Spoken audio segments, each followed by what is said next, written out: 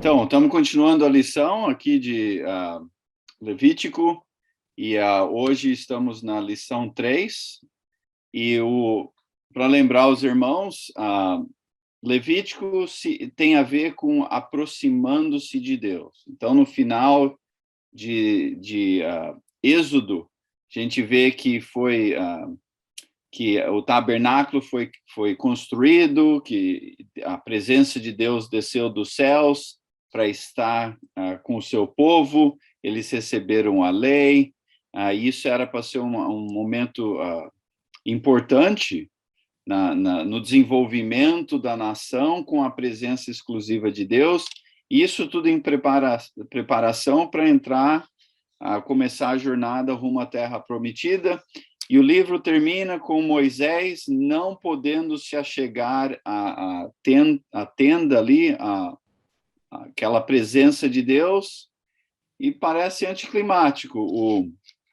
A ideia de Deus estar presente, o povo se aproximar, o representante ungido, Moisés, seria um intercessor, porém não pode se aproximar. No entanto, quando a gente entra em Números, começa ali nos primeiros 2, 3 versículos, Deus interagindo com Moisés dentro da tenda de reunião, ou o tabernáculo. Então, o que fez a diferença? Os detalhes em Levítico.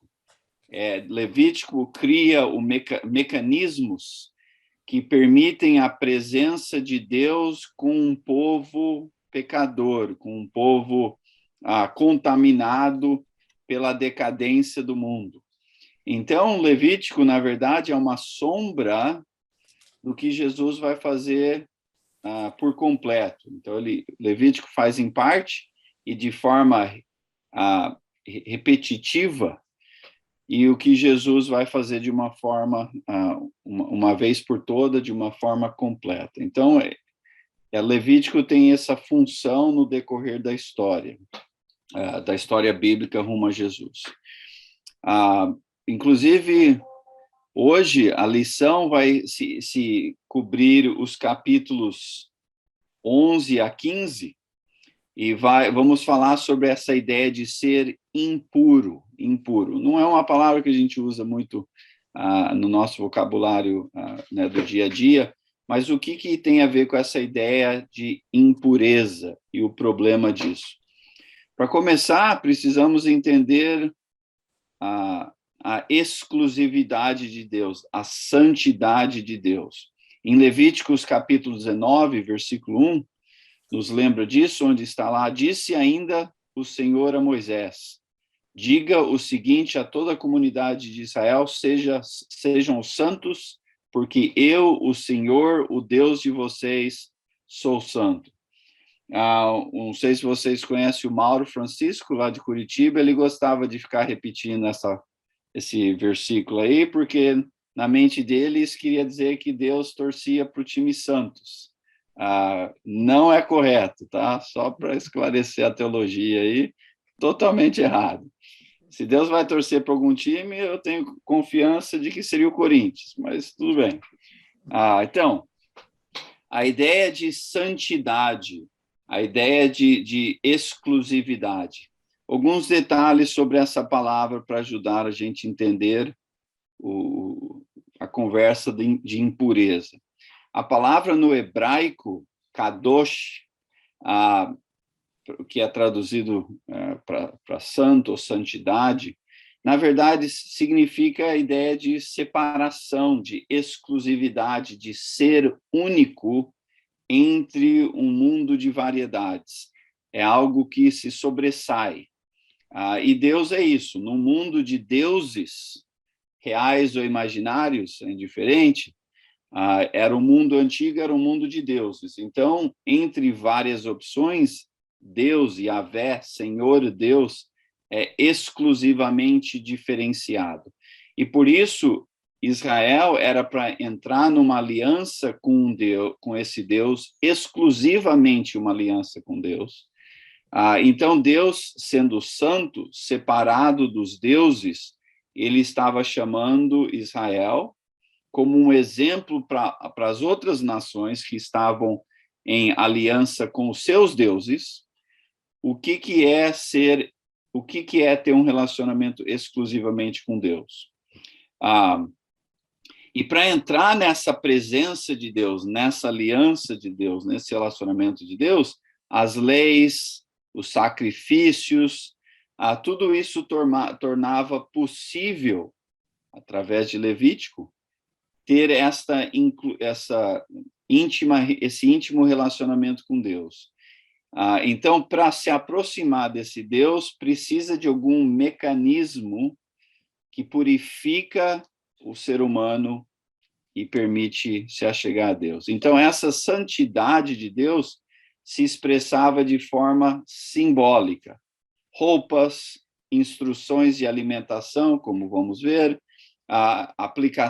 tinha aplicação moral, pureza sexual, tratamento um dos outros, justiça social, etc., etc., no qual a gente vai abordando aí no decorrer das lições. Então, não estamos seguindo o capítulo, não estamos seguindo uma ordem de capítulos, estamos seguindo temas que eu acho que abrange o significado de Levítico, porque não vamos seguir versículo por versículo, porque é muito detalhe, são coisas que muitas vezes eu acho que vai complicar, então nós vamos pegar por temas dentro do contexto do livro e, consequentemente, tentando encaixar no contexto histórico da narração bíblica. Então, mais uma vez, a exclusividade de Deus é importante. E o impacto de estar num relacionamento íntimo exclusivamente com Deus, em capítulo 15, versículo 31 de Levítico, diz lá: mantenham os israelitas separados das coisas que os tornam impuros, para que não morram por contaminar com sua impureza o meu tabernáculo, que está entre eles. Exatamente porque Êxodo termina com Moisés não podendo aproximar a presença de Deus, porque Moisés, Israel, específico, a humanidade em forma genérica, estamos contaminados por um mundo que inclui um mundo que tem pecado. Então, estamos todos contaminados. Vivemos numa pandemia do pecado onde todo mundo está contaminado. É uma questão de sintomas, mas todos estão. Então, esse é o problema, e vamos ver o que tem a ver com essa ideia de impureza. E capítulos 11 a 15 tem vários detalhes sobre isso, né? Espero que vocês tiveram a oportunidade de ler, ou se quiserem ver mais detalhes, podem ler lá, mas espero que pelo menos vamos dar aqui um panorama geral para ajudar a entender o que tem a ver essa ideia de impureza. Então, os impuros. Quem são os impuros? Primeiro, é importante notar que dentro desta palavra de impureza aqui em Levítico, não está se referindo a pecado específico, mas sim é uma condição da humanidade. São lembretes simbólicos de um mundo caído. E estes eram símbolos de um mundo contaminado pelo mal. Então, vamos ver 5 áreas que categorizava alguém como impuro. E estas 5 áreas, mais uma vez, não tem nada a ver com pecados específicos ou individuais, mas sim como representações de um mundo pecador, de um mundo em decadência, de um mundo corrupto, de um mundo que existe mortalidade, em outras palavras, um mundo que existe a inevitável morte. O problema é que estas contaminações ou classificações de impureza impedia a pessoa de se aproximar de um Deus que é exclusivamente santo. Por exemplo, imagino que antes da pandemia, pelo menos, todos que estão aí já devem ter de uma maneira ou outra, ter feito uma visita a alguém no hospital. Mas imagino que todo mundo, que diferente de poder chegar no hospital e fazer uma visita, não é qualquer pessoa que pode ir lá e andar e entrar dentro da sala de operação, porque a sala de operação é exclusivamente kadosh, é exclusivamente santificada na definição da palavra. Porque entre vários quartos e salas dentro de um hospital, na qual muitas eu e você podemos entrar, está assim disponível ao público, a sala onde operações são feitas é uma sala santa, exclusiva, única.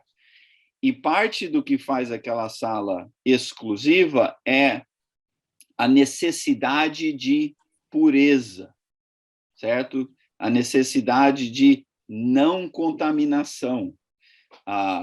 Porque se eu e você estivermos, sei lá, jogando um futebol, e lá assando uma carne, e aí depois demos lá um abraço no cachorro, aí depois fomos lá ajudar o vizinho a carpir o quintal, e aí estamos sujos, suados, provavelmente até deixam você entrar no hospital, mas na sala de operação não, porque você estaria contaminando aquele local. E não é porque eu sou pecador, é porque eu tenho em mim símbolos ou partes que estão em mim de um mundo impuro, contaminado. Mesmo se eu sou médico, eu teria que, então, passar por um processo de purificação. Eu tenho que, para começar, tomar um banho, usar a roupa certa, lavar, né? Tem que lavar a mão, rapaz, o braço até aqui em cima, pôr máscara, tem uma coisa, um ritual todo, para que, então, eu possa entrar naquela sala santa, para, então, as coisas que precisam acontecer ali possam acontecer. É um exemplo limitado, mas, porém, espero que exemplifica que não tem a ver com pecado em específico, mas sim com a sujeira do mundo, que não pode estar naquela presença aqui com Deus. Então, cinco áreas que Levítico enfatiza que tornava um israelita impuro, consequentemente, até passar por um processo de purificação, não podia se achegar à presença de Deus no tabernáculo. Faz sentido? Pergunta sobre o conceito? Ou podemos entrar nessas 5?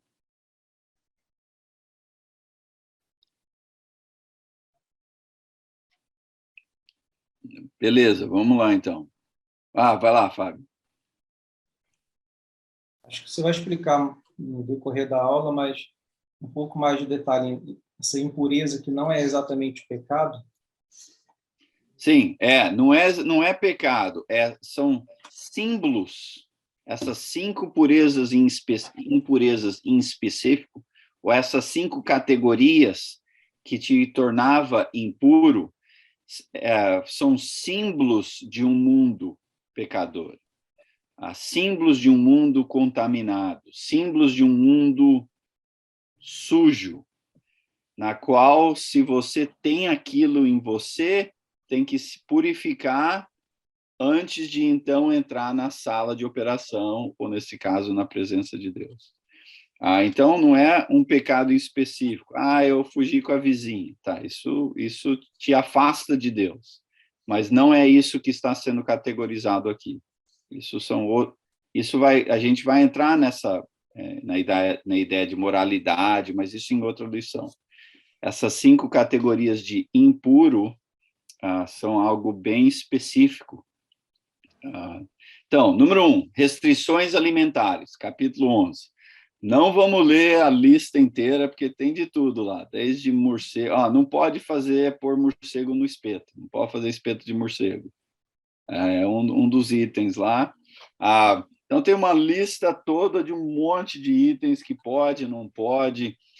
E, em resumo, Levítico capítulo 11, versículo 43 a 45, não se contaminem com qualquer destes animais, quem quiser pode ir lá ler a lista, não se tornem impuros com eles, nem deixem que eles os tornem impuros. Pois eu sou o Senhor, o Deus de vocês. Então, se está listado ali, quer dizer que alguma nação, alguém estava fazendo churrasco de morcego, tá? Então, se você vai estar num relacionamento exclusivo com esse Deus, você vai ter que, inclusive, a sua alimentação ser diferenciada. Versículo 44. Pois eu sou o Senhor, o Deus de vocês, consagram-se e sejam santos. Sejam únicos, exclusivos, diferenciados, porque eu sou santo. Não se tornem impuros com qualquer animal que se move rente ao chão, era uma das categorias. Eu sou o Senhor que os tirou da terra do Egito para ser o seu Deus, por isso, sejam santos, porque eu sou santo. Por que aquela lista? Não temos certeza. Talvez tivesse a ver com motivos de saúde, talvez comer morcego, né, com sal grosso ali, um pouco de alho, talvez crie alguns problemas de saúde, não sei. Ou talvez era uma lista de contraste com as práticas alimentares das nações vizinhas. Tanto o motivo qual for, o ponto principal é claro, que Israel devia se abster de certos animais impuros e deveriam ser santos porque Deus é santo. Ser único porque Deus é único e por um motivo ou outro, Deus inclui nas 5 categorias esta de restrições alimentares. Então, o porquê de todos aqueles animais em específicos, não sei, tem várias possíveis teorias por aí. Se você tem interesse, né, pode fazer uma pesquisa. Mas o ponto principal para mim é claro, é de que, de uma maneira ou outra, e naquele mundo devia ter um motivo mais claro, no qual talvez eu e você não entendemos, talvez também muitos desses animais eram usados em práticas religiosas de outras nações vizinhas, seja lá o motivo que for, aquela lista os israelitas não eram para comer. Uma pergunta sobre isso? Não vi na lista picanha, linguiça, então já fiquei mais animado, porque senão ia ser difícil. E se você comesse uma daquelas coisas ou interagisse com algum daqueles animais, mais uma vez, não te faz pecador, mas você tinha que, então, aí depois, vou falar mais, qual que é a solução mais para frente aqui, mas era para abster desses alimentos. Ok, número 2. Então, categoria número 1, restrições alimentares. Categoria número 2, contato com fluidos reprodutivos. Se você quer ver e quer saber bastante detalhes disso, lê lá capítulo 12 e 15, não 12a 15, 12 e 15. Então, não vamos ler a lista inteira lá, que também vários detalhes interessantes. Mas por mais estranha que seja aquela lista para nós, aquela lista eram coisas que os israelitas e provavelmente o mundo antigo associavam com exemplos de vida, ou parte do que criava vida, né? A ideia dos fluidos reprodutivos, o homem, a mulher, aquela época do mês, sangue, tudo aquilo tinha a ver com expressões de vida, E por isso, então, eram sagradas, em outras palavras, é algo diferenciado do dia a dia. Né? Eu posso estar suando por aí, isso aí é um fluido que sai de mim, mas isso aí não produz vida.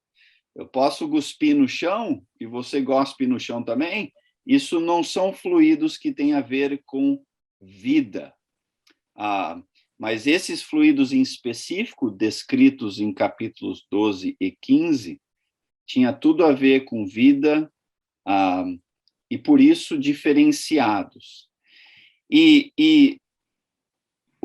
A exclamação única, uma das exclamações que torna Deus, em um mundo de deuses, único, é que este Deus é a única fonte de vida. E ao nos criar, em Gênesis 1 e 2, capacitou o ser humano, homem e mulher, ao se unir, para também ter a capacidade de reproduzir vida.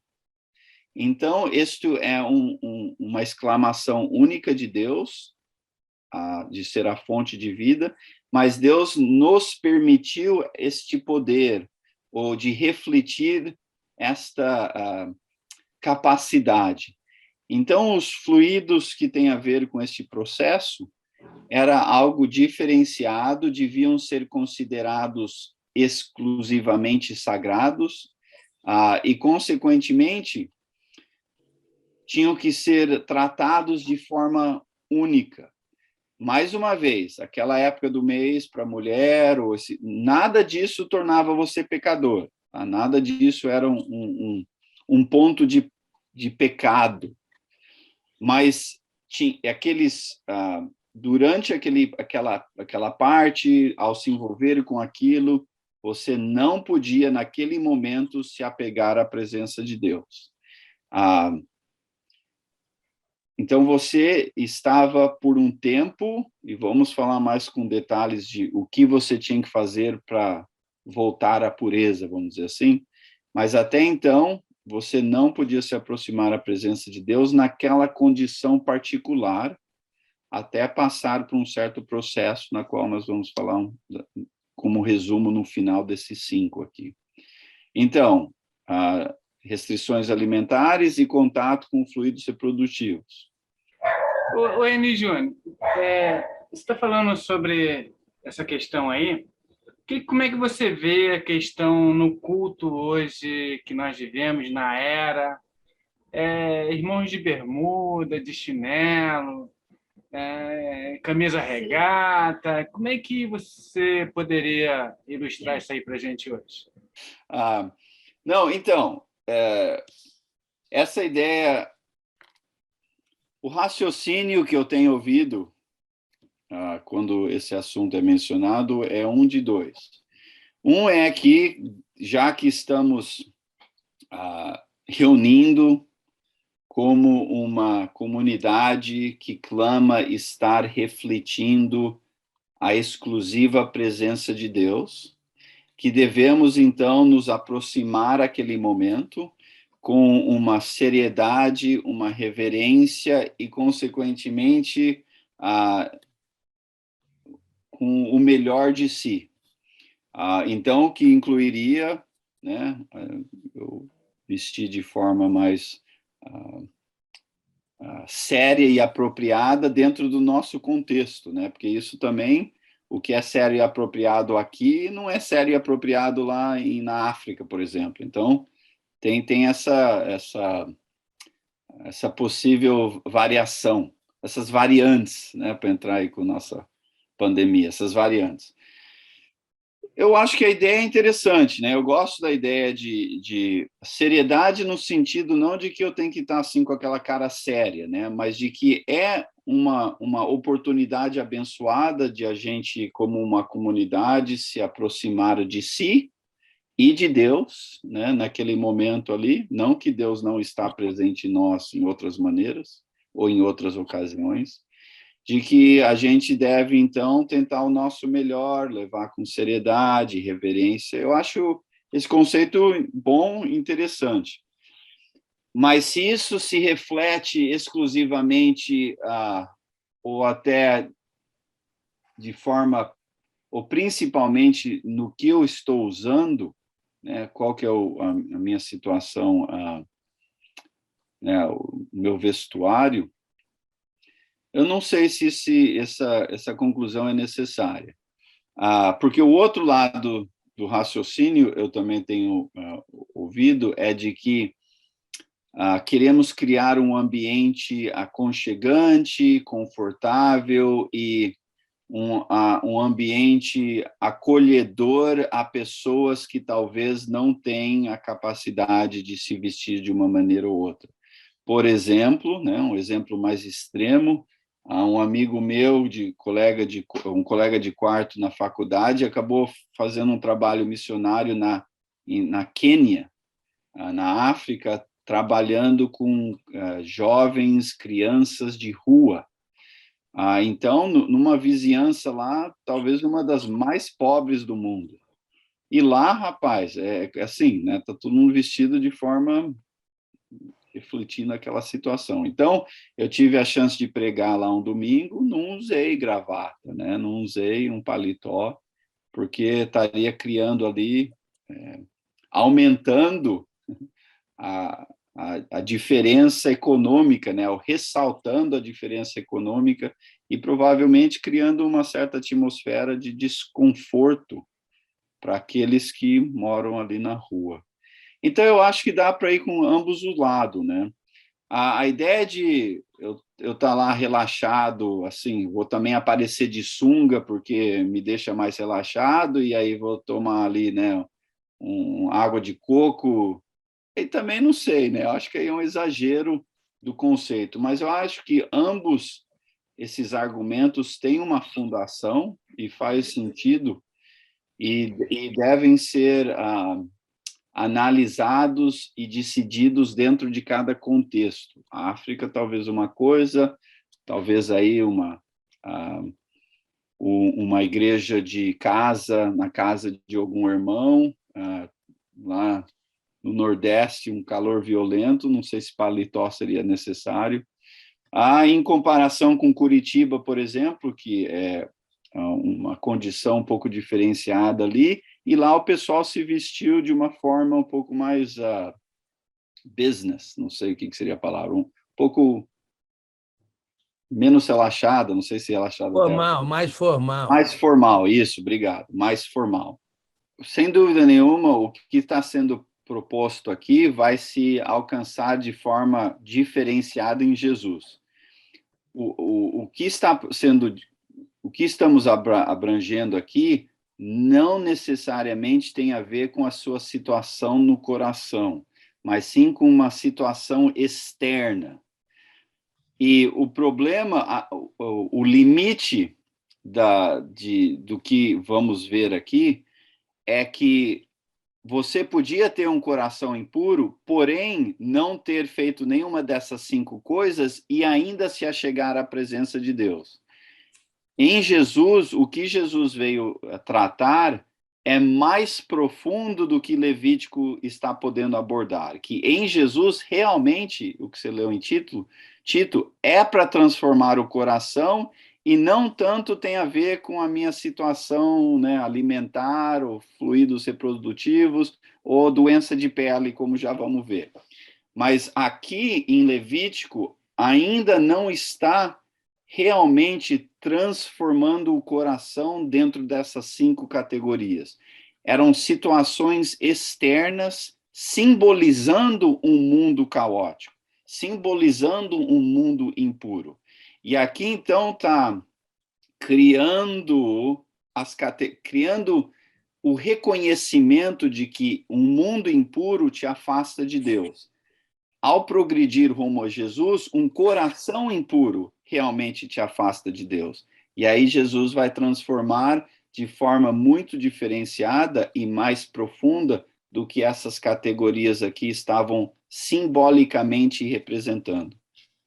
Faz sentido? Faz. Inclusive, o que o Wagner te perguntou entra nesse sentido, então, né? Porque a pessoa não tem a sensibilidade, o respeito, né, da pureza de Deus, aí vem para aquele momento sagrado de qualquer jeito. Por exemplo, no momento agora, eu poderia estar sem camisa, mas qual o respeito que eu estava tendo com a palavra de Deus? Aí eu estava me tornando impuro nesse sentido, né? Sim, e aí o que eu diria é que cada contexto, cada cidade, cada congregação tem ali dentro daquele contexto tem o que representa respeito e o que não, e o que representa desrespeito. E pode talvez, em termos de roupa, por exemplo, o que representa respeito no Rio, por exemplo, ou no Nordeste, pode ser diferente do que representa respeito em Curitiba, por exemplo. Então, em Curitiba, se o que representa respeito é algo um pouco mais formal, eu acho que os irmãos não esperar isso do visitante. O visitante chega lá do jeito que chegou, a gente vai tratar bem. Mas os irmãos vão, então, dentro daquela expectativa contextual a Curitiba, vão se vestir de uma forma mais formal. No entanto, se eu fosse, e quando eu estava lá, eu usava muitas vezes um paletó, pelo menos uma camisa, algumas vezes uma gravata, mas aí se eu fosse pregar no Rio de Janeiro, ou Nordeste, em outros lugares, normalmente eu pergunto ao irmão que me convidou como vocês se veste aí no domingo? E aí o irmão fala, não, uma calça, um blazer, ou uma calça com uma camisa. Aí então eu normalmente uso aquilo, porque reflete ali um respeito. Já participei de uma reunião bem informal, sentado na praia, e ali a gente sentado de noite ao redor de uma fogueira, e pediram para eu comunicar uma mensagem ali, eu me vesti apropriadamente de acordo com o que estava todo mundo ali vestido. Então, sim, devemos mostrar respeito sempre. Como esse respeito é demonstrado, principalmente em termos de vestuário, isso depende um pouco mais do contexto. É a minha opinião. Obrigado aí. Beleza, então, doença de pele, número 3, doença de pele. Capítulo 13, primeira parte ali, também uma parte do capítulo 14, tem detalhes, uma longa lista de doença de pele e umas coisas assim, que tem cabelo, que está inflamado, que não tem, que não sei o quê, tem, vai lá e lê, talvez se você está no mundo médico aí, né, de saúde, isso aí talvez te interesse mais, mas vamos ver a ideia básica aqui. Vamos ler, por exemplo, o capítulo 13, versículo 1 a 3. Disse o Senhor a Moisés e Arão, quando alguém tiver um inchaço, está aqui um exemplo do que você vai estar lendo lá, um inchaço, uma erupção ou uma mancha brilhante na pele que possa ser sinal de lepra, a tradução lepra aí é um pouco incorreta. Na verdade, que seja sinal de uma doença de pele, talvez lepra, será levado ao sacerdote Arão ou um dos seus filhos, em outras palavras, a um sacerdote que seja a um sacerdote, versículo 3. Este examinará a parte afetada da pele e, se naquela parte o pelo tiver se tornado branco e o lugar parece mais profundo do que a pele, é sinal de uma doença de pele, possivelmente lepra. Depois de examiná-lo, o sacerdote o declarará impuro. E aqui é um exemplo, tem vários outros. Então, imagina hoje, se você tem uma pereba aí, você tem que ir lá no pregador, né? O equivalente ao sacerdote, vamos dizer assim, e aí o pregador tem que dar uma olhada lá e falar, você não pode vir no culto hoje. Vai no Fábio. No Fábio, então, no domingo... Eu vou ter que ir no Enio, então, né, Júnior? Que o que eu mais tinha é pereba. Então, quando você estiver reunindo no domingo, você vai ter que dar uma passada na casa do pregador primeiro e deixar ele dar uma olhada lá e dizer que pode ou não pode. E aí você tem que se externar um expert naquela lista toda lá, que tem pelo, inchaço, erupção, umas coisas aí muito estranhas. Mas então, você ia lá, o sacerdote ia dar uma analisada na sua situação e, dependendo de detalhes, você teria que ser excluído da comunidade. Você vai pegar a sua tenda lá e você vai dormir lá longe da comunidade, tá? Ou se você vai no prédio da igreja, você vai sentar lá fora, com a cadeira lá no estacionamento, né, na rua. Por quê? Versículo 13, capítulo 13, versículo 45 e 46. Quem ficar leproso, dentro dessas categorias ilustradas ali, apresentando qualquer desses sintomas, usará roupas rasgadas, andará descabelado, cobrirá a parte inferior do rosto e gritará: impuro, impuro. Enquanto tiver a doença, estará impuro, viverá separado fora do acampamento. Então, imagina, a gente vai lá no culto, está lá o Fábio sentado do lado de fora na rua, lá, numa cadeira, e vestido, parecendo, né, morador de rua, e toda vez que a gente vai entrar na porta ali, o Fábio vai ter que gritar: impuro, impuro, sai de mim, sai de mim. Aí você entra lá e exclui o coitado. Até ele sarar. Por quê? Mais uma vez, não reflete pecado. No entanto, na progressão da história, ao chegar, inclusive na época de Jesus, muitos tinham concluído, inclusive líderes religiosos, que uma pessoa com lepra ou uma pessoa com essas doenças, não doença assim de tempo curto, mas uma doença que se tornava perpétua e, consequentemente, você estava por inteiro excluído da comunidade, era punição divina. Jesus vai dar uma puxada contra isso e vai dizer: não, não, não, nem sempre. Mas aqui, isso não é para ser ou simbolizar alguém pecou, consequentemente tem uma doença de pele. Mas representava na carne um mundo de corrupção, um mundo de morte, um mundo de pereba. Então, enquanto você tinha aquele símbolo, né, em você, você não podia estar na comunhão com o povo e não podia ir lá se apegar à presença de Deus lá no tabernáculo. Uma pergunta sobre isso? Ô, Júnior. Oi. É interessante essa parte da excomunhão, né? Do impuro. Nós sabemos que o temporária, impuro, era para ser temporária, a não sei que era um problema contínuo, mas sim. Sim, e na igreja, quer dizer, no reino de Cristo, o impuro ele é também excomungado pela presença do pecado e é para ser temporário, porque ele se arrepende, mas se não arrepende, vai ser permanente, né? Sim, sim. A aplicação eventual se encaixa também nessas categorias, mas até aqui em específico, mais uma vez, não é uma condição de pecado, mas sim de um mundo que exige que o mundo, devido ao mal, tem doenças. Então, indiretamente tem a ver com pecado, mas não quer dizer que a pessoa que estava com a pereba no braço lá tinha pecado, consequentemente Deus estava punindo.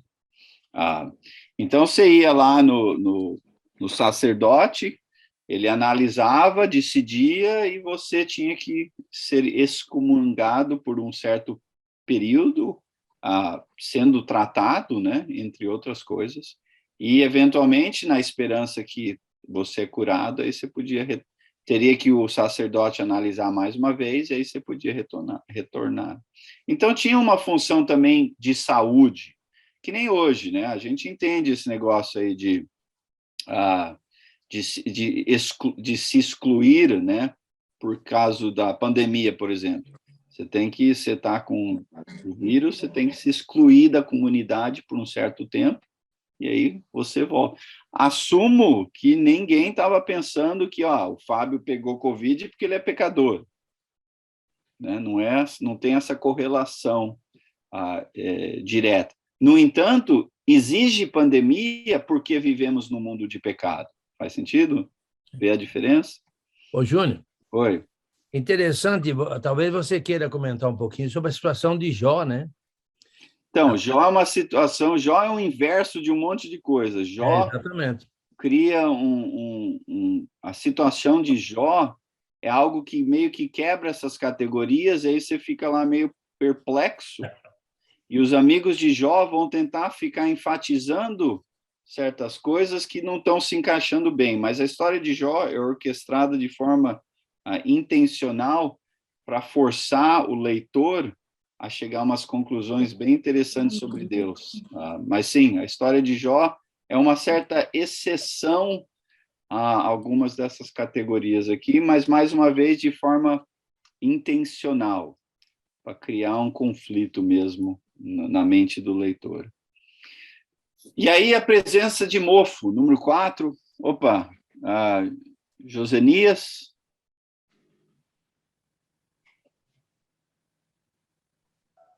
Boa noite a todos. Opa. Oi, irmão.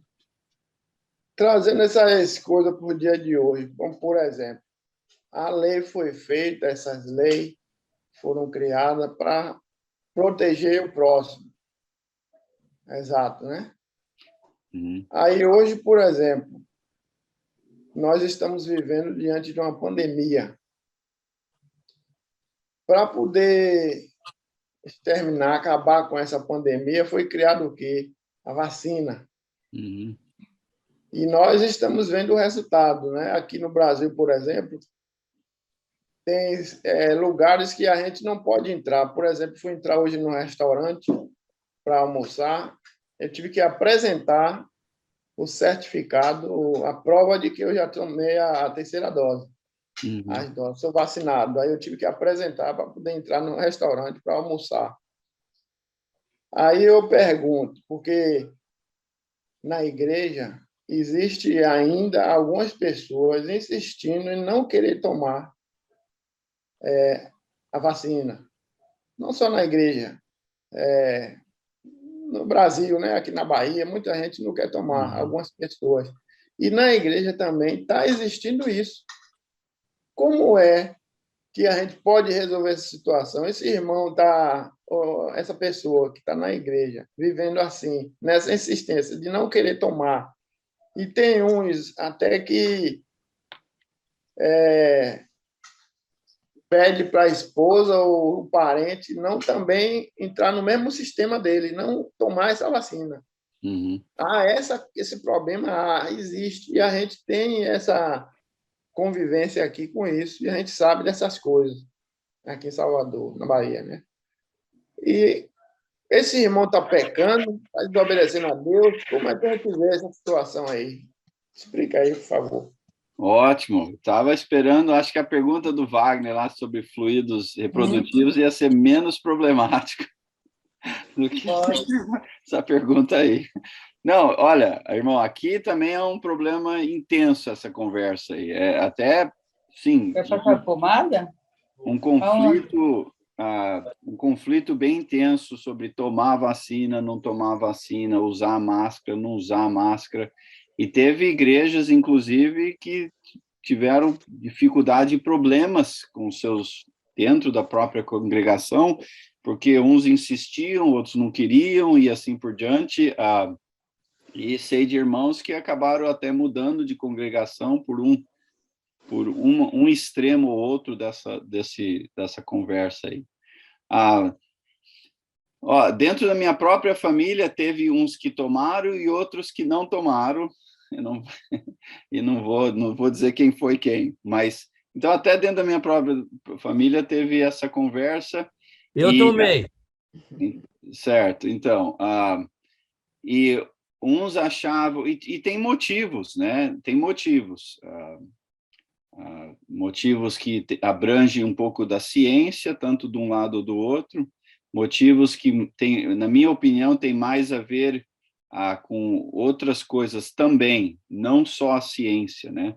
Muitas vezes a desconfiança do governo, muitas vezes a desconfiança das entidades que estão clamando ou estão afirmando um lado ou outro. Então, é mais complexo do que só a ciência tá 100% uma coisa ou 100% outra. Então, se é pecado ou não é pecado, eu não sei se tem fundamento bíblico para a gente enfatizar, concluir uma ou outra em termos de tomar a vacina ou não. Mas o que eu acho que tem conceitos e versículos bíblicos para enfatizar se é pecado ou não, como a gente lida um com o outro dentro dessa discussão e dentro dessas diferenças. Se eu vou exigir que o irmão tome a vacina, ou se eu vou exigir que o irmão não tome a vacina, e vou pôr dentro de uma referência de que se você ama Jesus, você faz um ou outro, eu acho isso incorreto. Se eu vou tratar você com desrespeito, desprezo e arrogância, tanto de um lado ou outro da vacina, também acho isso errado. O que precisamos é ter paciência um com o outro e tentar cada um decidir o que eu posso fazer para o bem-estar um do outro. Se eu acho que usar máscara é essencial, que eu use máscara. Se eu acho que não tomar vacina é o que é melhor para a minha saúde, então não tome a vacina. Mas também tem a coerência de saber que tem outros irmãos que acham que deve tomar, assim como tem outros irmãos que acham que deve não usar máscara. E devemos ter respeito para com essas pessoas. Se eu sei que você, eu estou usando você só como um exemplo, um você genérico.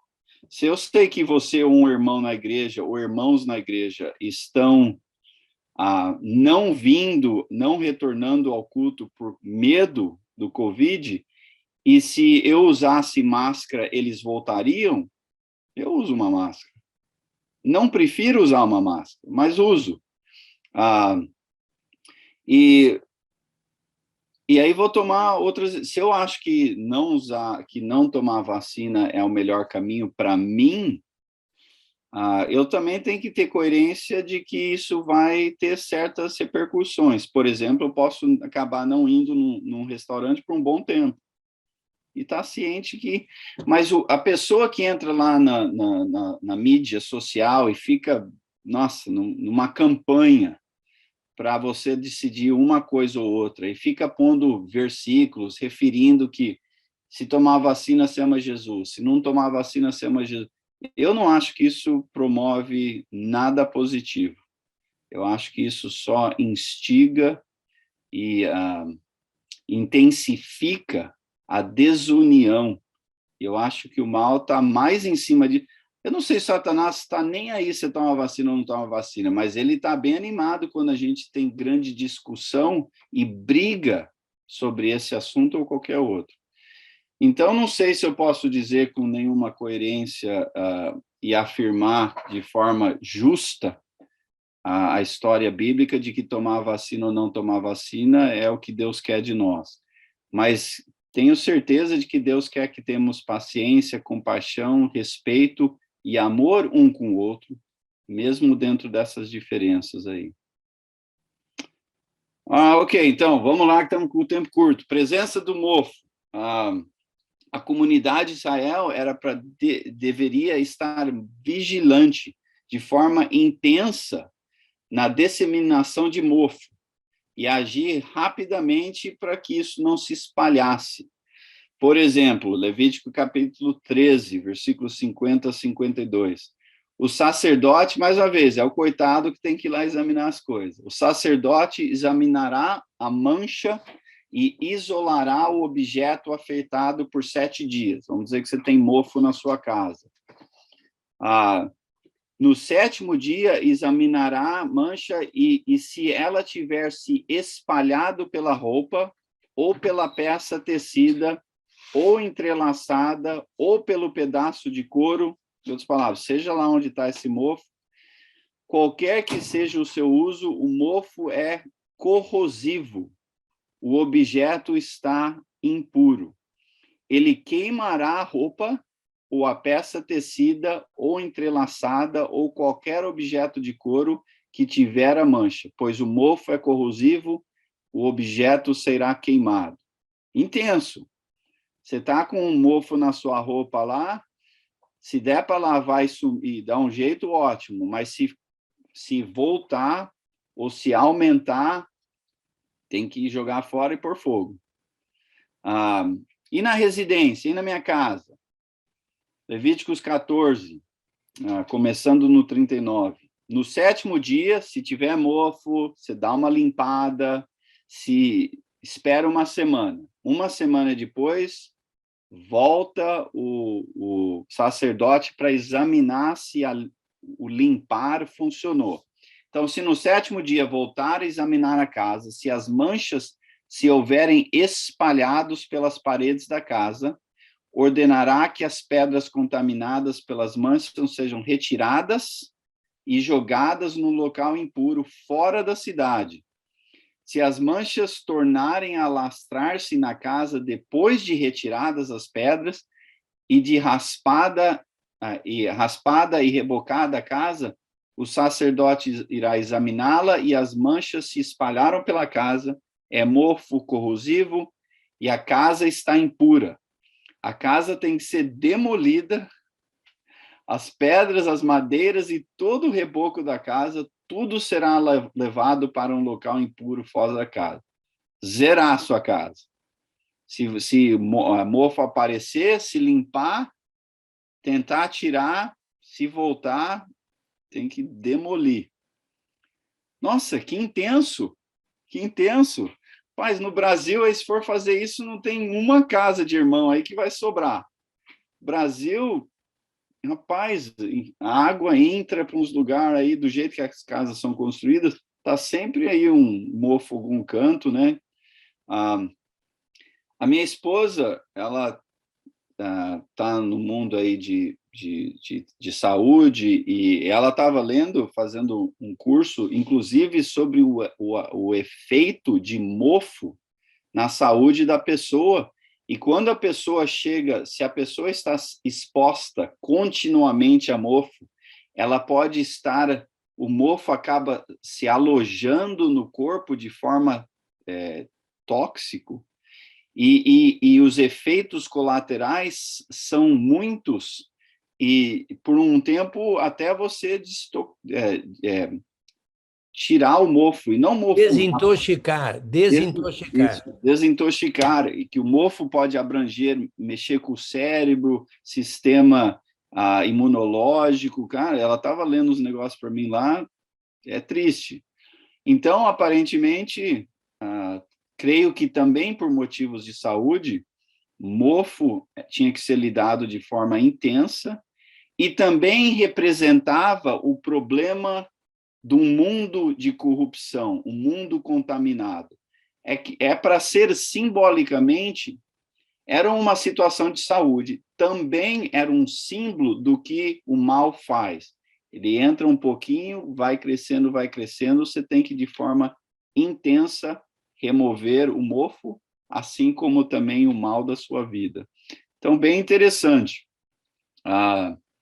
Número 5, contato com cadáveres. Então, assim, aqui a nossa 5ª categoria, a Israel foi dado regulamentos referente à interação com o cadáver e o processo, então, necessário para a purificação. O sumo sacerdote, não vou ler porque o nosso tempo está curto, mas o sumo sacerdote, ele também tinha restrições que não podia interagir com cadáveres dentro da sua qualificação de sacerdote. Por exemplo, se morresse a família, alguém, ele vai lá, interage, não sei o quê, tudo bem, mas aí depois você tem que passar um processo todo de purificação. Se ele estava vestido como sacerdote, na sua função oficial, ele não podia nem interagir com o corpo morto até ele fazer o seu papel de sacerdote, e aí tira aquelas coisas todas, e aí vai lá e lida com aquilo. Vamos ler aqui Números 19, 11 a 13. Em resumo, quem tocar num cadáver humano ficará impuro, não é pecador, impuro, por 7 dias. Deverá purificar-se com essa água no 3º e no 7º dia, então estará puro. Mas se não se purificar no 3º e no 7º dia, não estará puro. Quem tocar num cadáver humano e não se purificar, contamina o tabernáculo do Senhor e será eliminado de Israel. Não é que se você está lá no meio do povo, você não se purificar, você vai ser mandado para fora para sempre. É que se você não se purifica, não passa pelo aquele processo simbólico de purificação e vai ao tabernáculo, você está, então, de forma intensa ou de forma intencional, contaminando a presença de Deus, consequentemente, haveria uma punição mais séria. Ficará impuro porque a água da purificação não foi derramada sobre ele, sua impureza permanece sobre ele. Tá, então, essas 5 categorias. Qual que era a solução? O que era ser purificado? Em resumo, porque há detalhes a mais na qual não temos tempo, ou até a necessidade de entrar. Mas, em resumo, tinha 2 partes da purificação. A primeira era a distância social até então o assunto ser lidado. Então, por exemplo, capítulo 5 de Números, 1-4. O Senhor disse a Moisés: ordene aos israelitas que mandem para fora do acampamento todo aquele que tiver doença de pele, que tiver um fluxo ou se tornar impuro por tocar um cadáver. Mande-os para fora do acampamento, tanto homem, mulher, para que não contaminem o seu próprio acampamento, onde habito entre eles. Os israelitas assim fizeram e os mandaram para fora do acampamento, como o Senhor ordenara a Moisés. Então, imediatamente, há uma separação para que a impureza não contamine outros. A segunda parte desta purificação, com a maior parte desta lista, a pessoa tinha que esperar um certo tempo, normalmente em incrementos de 7 dias.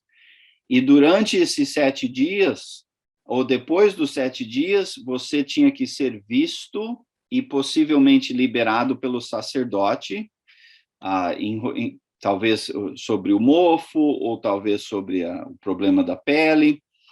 Aí, então, passar por uma lavagem cerimonial, e aí depois oferecer um sacrifício.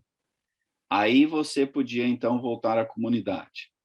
Olha, o batismo entra dentro também deste propósito. O batismo, a purificação de água, era simbólica. Você não está literalmente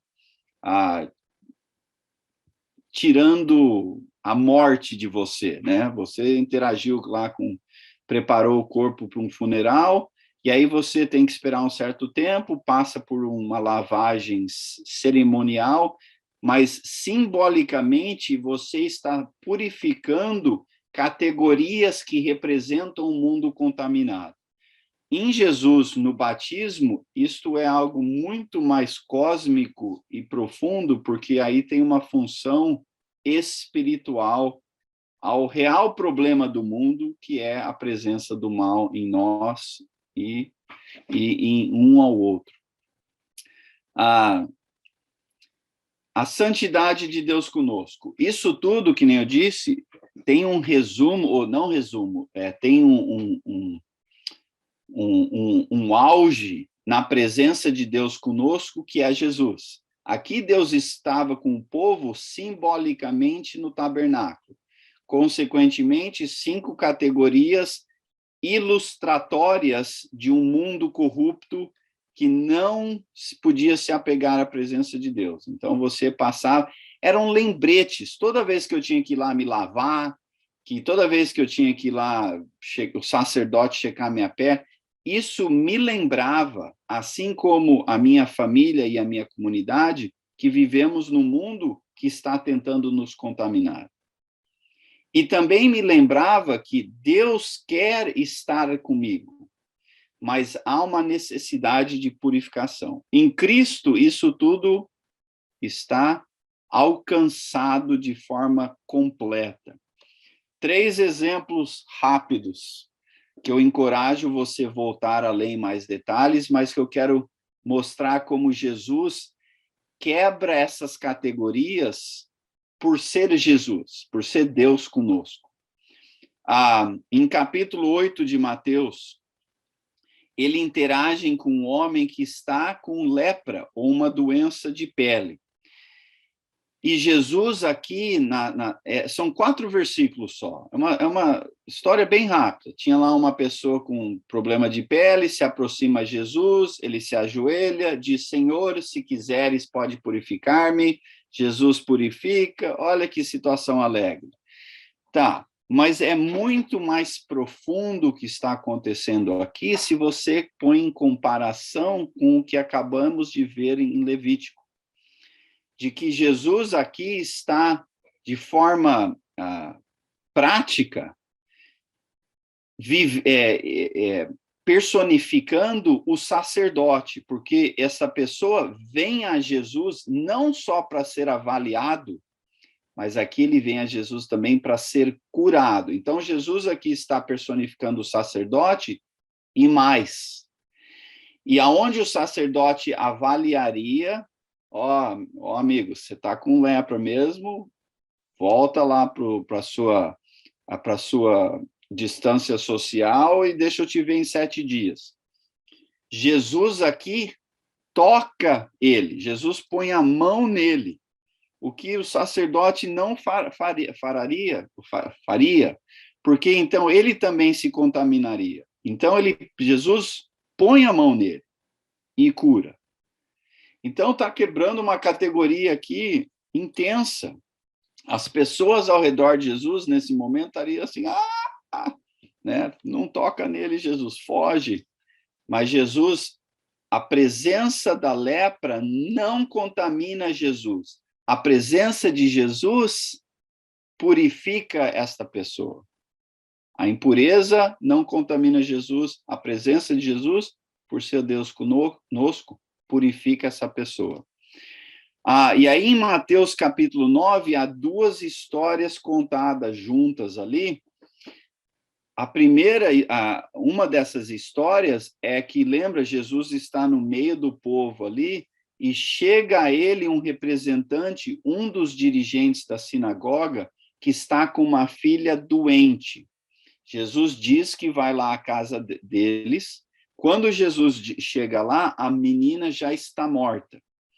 Então, temos agora uma situação de um cadáver, de que o sacerdote, na sua função de sumo sacerdote, não interagiria com esta menina. E a família, claro que sim, só que aí a família estaria contaminada por 7 dias e não poderia se aproximar de Deus até então. Chega lá, a casa, a menina está morta, a família, os familiares, os amigos estão todos ali. Jesus entra naquela situação, toca na menina. É importante isso, ele põe a mão ali, porque isso o sacerdote não faria. Jesus faz. E, mais uma vez, do que aquela morte, aquela impureza, aquele símbolo de um mundo caído, não contamina Jesus. Jesus traz vida àquela morte. E a menina volta à sua vida, família. Então, Jesus não só salvou a menina, Jesus, ao salvar a menina, descontaminou todo mundo presente ali. Porque a menina não está mais morta, não é um cadáver.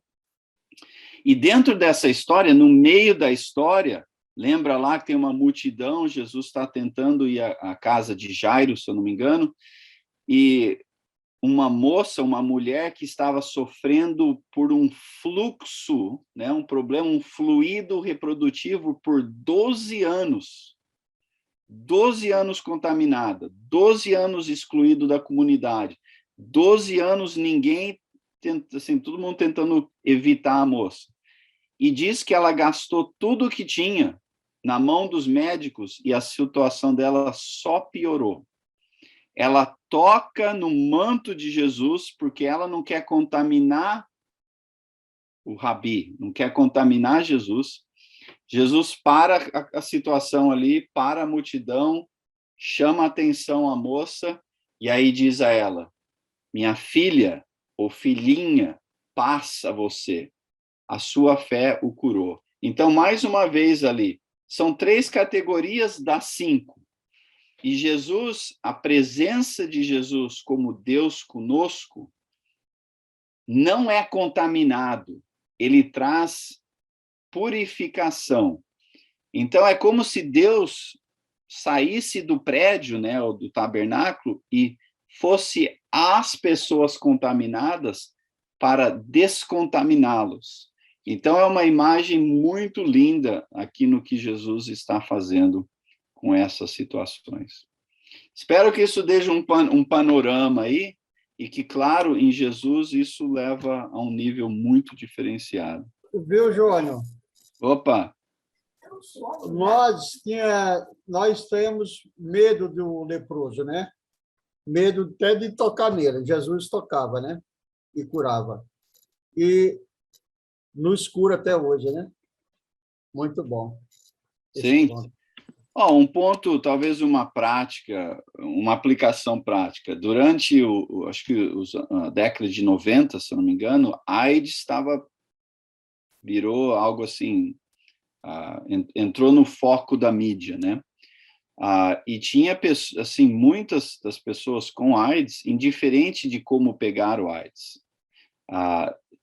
A sociedade não estava querendo nem, assim, ver de longe. E teve muitas pessoas, ou teve pessoas, não muitas, teve pessoas que iam e davam um abraço nessas pessoas com AIDS como uma expressão de você ainda é um ser humano e eu estou demonstrando a você um amor de Deus. Então, o toque, né? Eu acho que Jesus, intencionalmente, de forma intencional, toca naquele homem. Não precisava, ele podia ter feito assim e o cara estava curado, mas ele toca no homem. E naquela menina também, ele podia ter falado coisas, mas ele pega na mão dela, acho de forma intencional, para mostrar que ele não estava sendo contaminado por aquilo, mas a presença dele estava purificando a situação. Então, é uma coisa bonita ali, é um gesto bonito na parte de... Também acho que para nos mostrar, Júnior, que se aproximando dele nós temos uma cura, né? Sim, sim, um relacionamento íntimo. Isso, muito relacionamento bom. É melhor. Bom. Ótimo. Mais alguma pergunta ou comentário?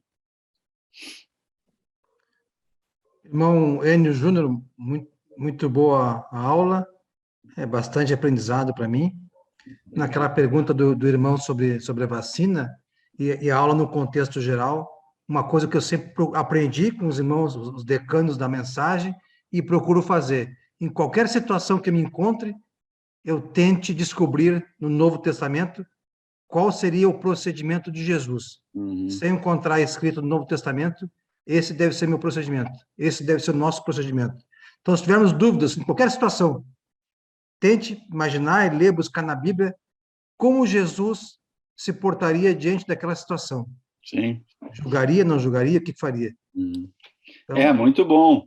E o que você vai estar buscando ali, muitas vezes tem mais a ver com como eu vou tratar você, né? Qual é o exemplo de Jesus em termos de como eu vou tratar você ou tratar uma situação, do que muitas vezes ter uma resposta específica a vacino ou não vacino, né? Máscara ou não máscara, por exemplo. Né? Torço para o Santos ou para o Corinthians, né? Mais um outro exemplo. Mas como que eu vou lidar com a situação? Como que eu vou lidar com a pessoa? Que tipo de atitude devo exemplificar? Que tipo de comportamento é coerente com o exemplo de Jesus? Sem dúvida nenhuma, concordo, um ponto muito bem feito. Eu acho que o que a igreja devia exemplificar num mundo de polêmica, né? Que é uma polêmica atrás da outra, né? Se não é isso, é 50 mil outras coisas. Cada eleição é um momento de polêmica. O que a igreja devia exemplificar no mundo de polêmica não é exclusivamente ou de forma clara, sempre ter uma escolha coerente. Porque tem vezes que não é tão simples assim. Mas sim que, mesmo no mundo de polêmica, devemos tratar um ao outro de forma coerente com a presença de Deus em nós, de forma que reflete amor, paciência, respeito. Que eu conheço, por exemplo, onde eu estou aqui, na congregação que eu estou, dentro do mundo da saúde pública, sei de enfermeira que tomou e enfermeira que não quer tomar. Sei de médico que decidiu tomar e sei de médico que decidiu não tomar. Então, são pessoas inteligentes, capazes, com acesso à ciência, talvez muito mais do que a maioria de nós, né? Não por falta de inteligência, mas por falta de o dia a dia da ciência, que tomaram uma decisão tanto quanto a outra. Mas como eles interagem um com o outro, isto sim é importante notar. E que nem eu falei, a nossa congregação tomou decisões de momentos diferentes, máscara, não máscara, presencial, virtual, volta com a máscara, volta sem a máscara.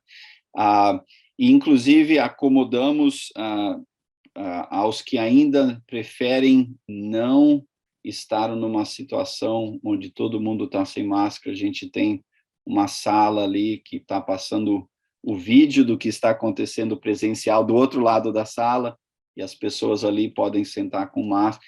Mas tentamos criar um ambiente de amor, de paciência, sem julgar as decisões tanto uma da outra. Mais uma vez, não me refiro a coisas como se é correto você fugir com a esposa do vizinho ou não. Tem coisas que são claras. São os cuidados, né? Mas há situações que O dá respeito para e o cuidado. você criar um raciocínio de um jeito ou de outro, né? Giovanni está com a mãozinha aí? Só para finalizar o tema, uma vez eu escutei num estudo, o irmão Alan Dutton Jr. deixou para o público em geral, talvez alguns que tenham participado desse estudo tenham escutado. Quem de nós hoje pode dizer, como Paulo disse, viver é Cristo, morrer é lucro? A sobrevivência nossa é uma sobrevivência natural da espécie humana, vinda de Deus, para crescer e multiplicarmos. Nós ainda temos medo da morte física, mas um dia, espero eu, Giovanni, ser como Paulo, viver é Cristo, morrer é lucro. Muito bem. Irmãos, infelizmente eu vou ter que dar um tchau a todos aqui. Eu tenho uma outra reunião, inclusive com o médico, virtualmente com meu filho aqui, em 5 minutos. Então, semana que vem, Deus quiser, vamos retornar, e foi disponibilizado no chat aí, né? Eu acho que as lições, e eu estou traduzindo semanalmente, senão disponibilizava tudo uma vez só. Mas semana que vem, passo para o Fábio a próxima, e aí vamos compartilhando assim.